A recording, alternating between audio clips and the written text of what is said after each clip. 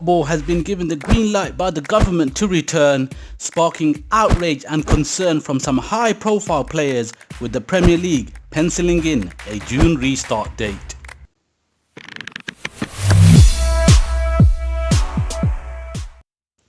Welcome back to Stay Gooned. This is the Red and Whiteboard show. I'm your host Ash, and I hope you're all safe and well. Today's show is a follow-up from last week's one, and we're going to look at the project restart again now that we have a bit more detail about it. Before we dive into it though, I do need a massive favour from you. Smash that subscribe button. We are on the road to 100 subscribers, and each and every one is a giant leap for this channel. Hit the notification bell too, as it does look likely football is returning and we are going to be putting out a lot more content. Done? Okay, so it's all kicked off this week after Boris set out his roadmap for easing lockdown restrictions, with the government giving the all clear for the Premier League to return in June. One of their reasons is that they believe football returning will be a boost to the morale of the nation. This has been met with some very strong responses from some high profile players, none more so than Tottenham's Danny Rose, who made his feelings quite clear. He doesn't believe football should even think about returning right now. I've read a lot of opinions of fans this week sharing Rose's sentiments that it's far too early for football to be returning. This is a bit of a moral question, I guess. Is it right to start football again while so many people are still dying from this virus? My opinion is right now it shouldn't return, but the restart might be 3 weeks or a month down the line, and we have to judge it on the situation that we'll be in at that time. That's how I see it. If the number of people dying from this virus has significantly reduced and the infection rate has come down, then I don't see too much wrong with football returning. Does have to return one day. It's just about the timing. As long as it's safe to do so and they have all the proper measures in place, football matches and training will probably be one of the safest workplaces out there. Let me know in the comments your views about this.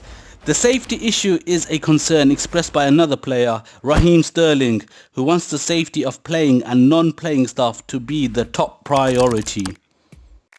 London Mayor Sadiq Khan has also had his say on this topic. He believes that it's too early for a comeback. I'm sure the discussions and the debates will continue regarding this, no doubt. The Premier League have themselves expressed that this is their number one priority and have reassured the clubs through their virtual meetings. For me, I'm still skeptical about their main motives. The money, or the loss of the money, is a huge factor. Are they rushing it back too soon?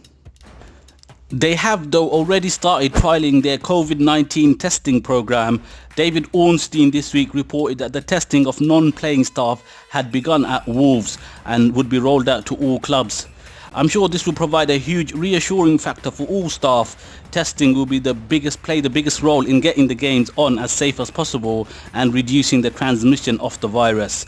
And it looks at least the Premier League have their finger on the ball with this, more so than the government anyway. One of the other things to emerge from these meetings is concerns from clubs about the fitness of their players after so long without football. The Bundesliga, of course, returns today, and this is one of the things that they have been concerned about, and they're expecting a spike in injuries over the first couple of weeks. They are implementing up to 5 substitutes per game there also to try and combat this, and it does look like we'll be doing the same here.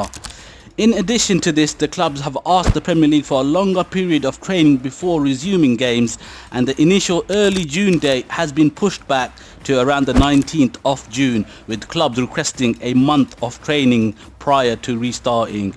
This seems like a far more sensible approach. Players can ease their way back to fitness and will also be hopefully well away from the peak of the virus. This sits much better with me. One of the things that won't be happening is shorter games. That was pretty much poo-pooed by the Premier League straight away, and I'm glad about that, as I don't think I could have watched a 35-minute half of football. It would be like watching netball or something like that. The controversy regarding the to relegate or not to relegate situation remains though. One of the solutions discussed was to scrap relegation this year and to form a 23-team Premier League for next season, with the promoted side joining in. My view remains the same that I expressed on the show last week. If the Premier League does decide to scrap relegation, then whatever integrity that they were talking about is non-existent. Luckily enough though, it looks like the FA are having none of it, and they are reported to have stated that the bottom 3 teams will be relegated. The Premier League will have to find another solution, and the biggest stumbling block to this might be removed after it emerged this week that all 20 clubs are against playing at neutral venues and not just the bottom 5 or 6 as it was initially reported. The Premier League now will lobby the government for permission to do this, and if they get the thumbs up, there can be no further arguments about whether to relegate or not to relegate. By the way, if you're liking this video, hit the thumbs up too. This is the biggest issue for me because the whole point of this project restart is to complete the season. Therefore, it must be completed fair and square as best as possible. Obviously, some major things will be different, like games being played behind closed doors. It is going to be like a different game without fans present, but unfortunately, that is how it's going to be for the meanwhile, at least until we are well past this disease. Also discussed in the meetings was what to do about the transfer window and expiring contracts. According to the reports, there will be a mini window created to allow temporary contract extensions and loan extensions. At Arsenal, of course, we have the likes of Dani Ceballos, Mari and Cedric Soares on loan currently, so it will be interesting to see what happens with that.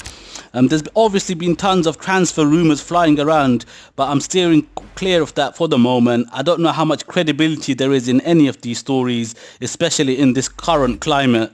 I don't expect us to be making any major signings this summer, maybe a couple of loan deals here and there. That's why I think it's vitally important for us to hang on to the likes of Aubameyang and Saka and extend their contracts.